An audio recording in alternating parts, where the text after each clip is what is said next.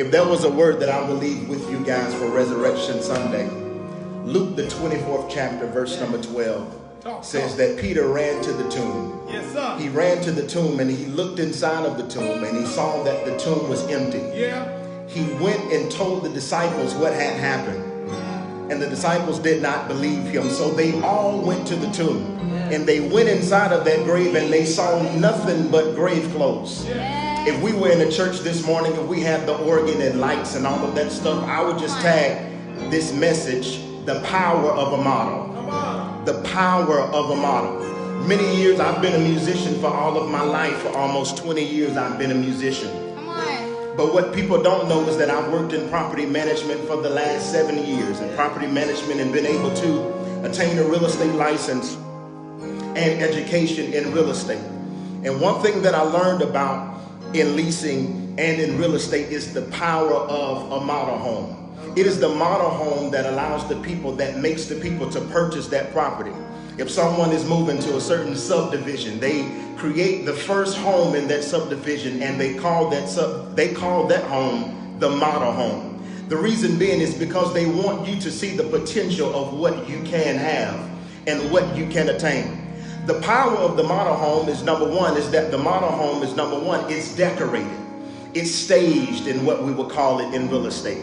It's staged with the best furniture. The fragrance is nice, but not only is it staged, but then the accommodations.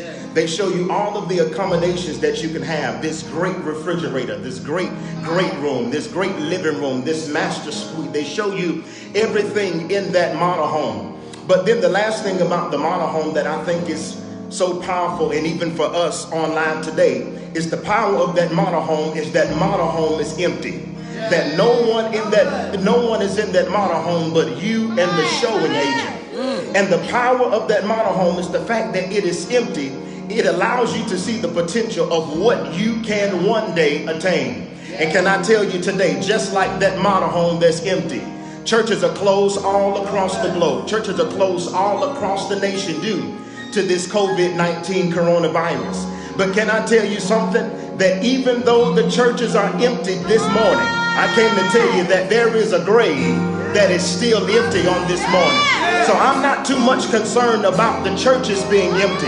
I'm most grateful and I give God the glory and praise that that grave is still empty.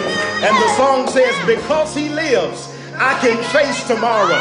Because he lived, all my worry is gone. Because I know he holds my future. And I came to tell you today that the power of the model is that model is empty.